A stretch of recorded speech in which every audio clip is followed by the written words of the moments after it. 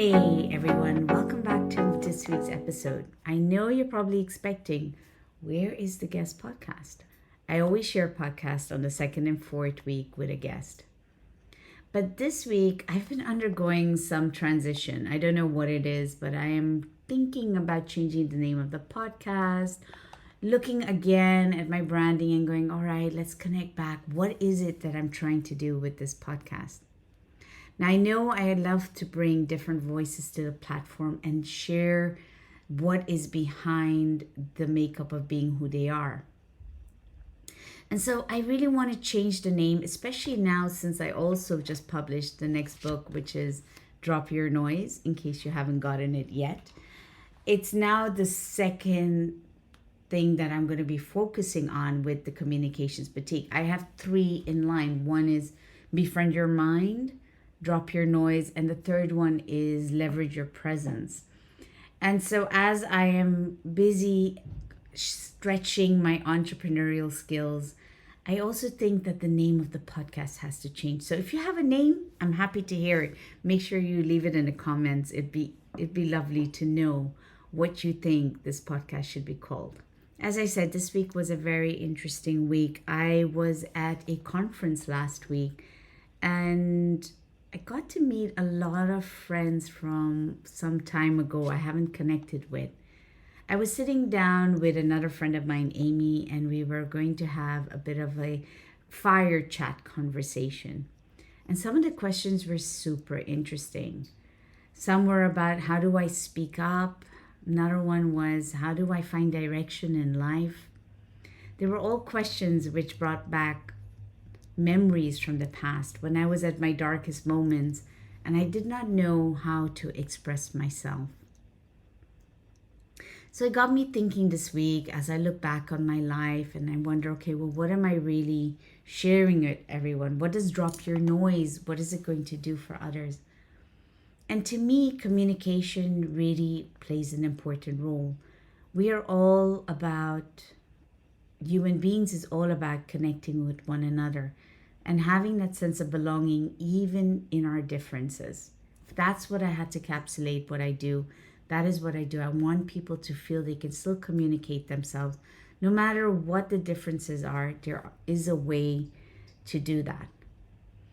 The reason this motivates me is because I always struggled with my relationships on how to communicate myself.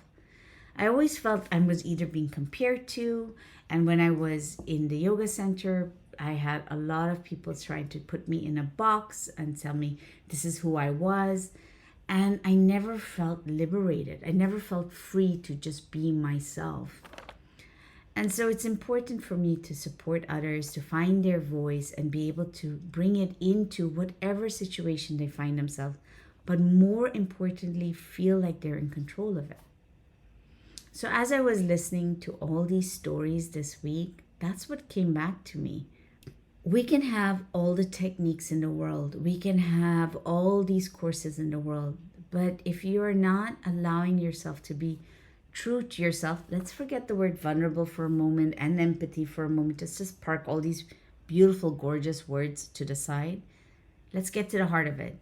If we're not able to be true to ourselves about the places we judge ourselves, the places we feel dark inside about ourselves, if we don't look at that, we continue to be walking and talking in a state of like a rat race, in a mode where we're not really sitting and paying attention to how we come across to others, but more importantly, how do we come across to ourselves? When I was at my darkest moment in my life, I didn't want to live another day. I couldn't understand what the meaning of life was. I didn't have kids. I kept being told I was old now. It's not going to happen. Then when I was in the yoga center, everybody wanted to tell their problems and share it with me. And I'd have to always be there as a sounding board. And then when it came to my friends, I no longer had my friends because now they were just using me to be their advisor. And they rarely asked me how I was doing.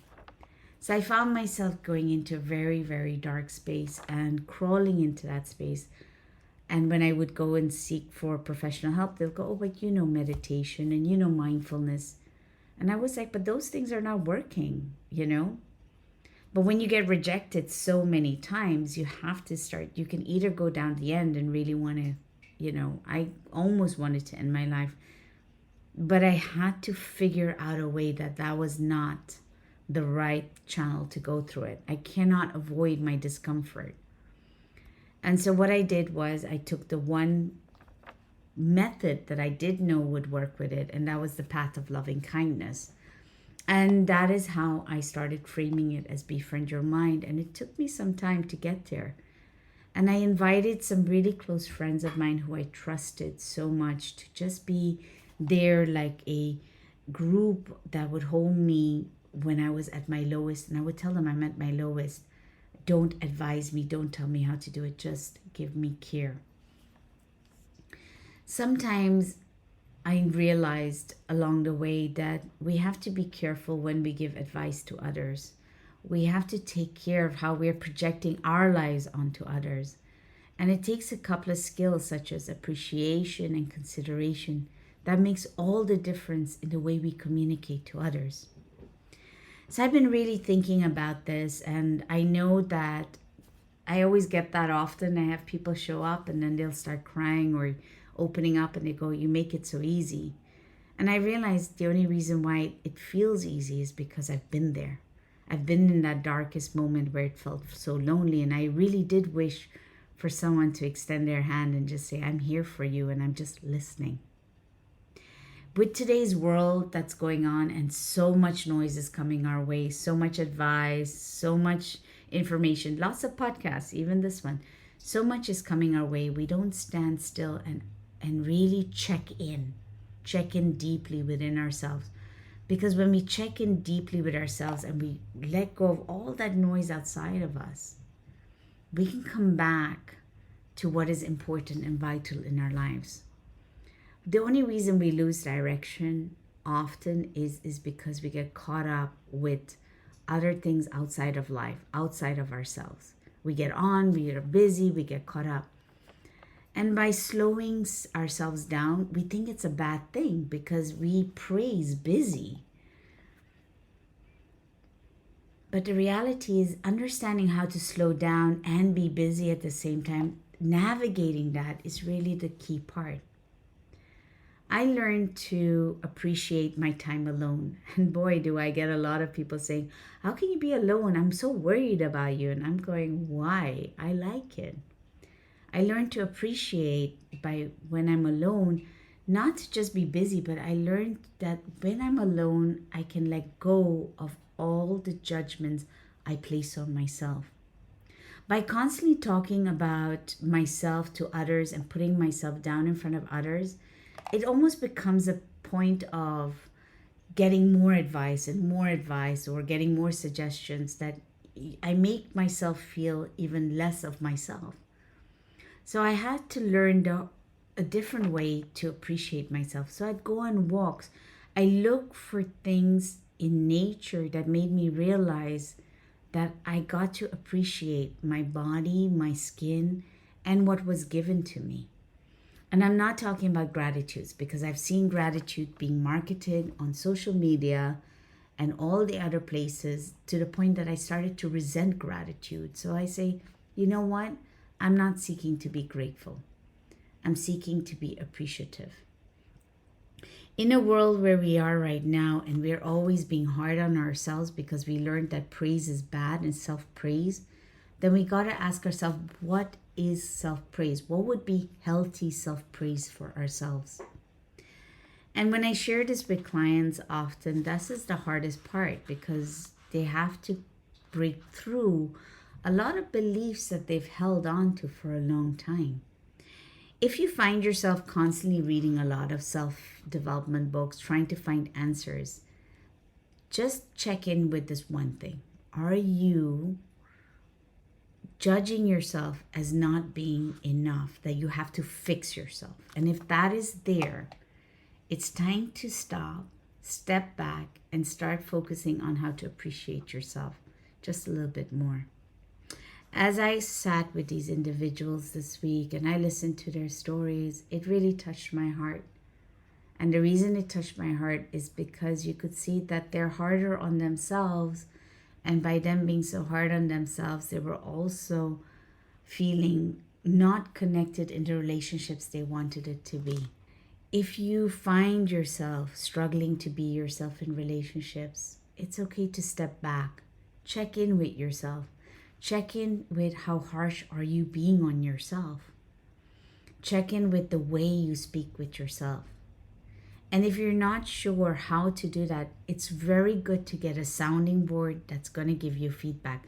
You may not like it, but when you get feedback that you're being harsh on yourself, then it's a way of saying, okay, I got to work within myself.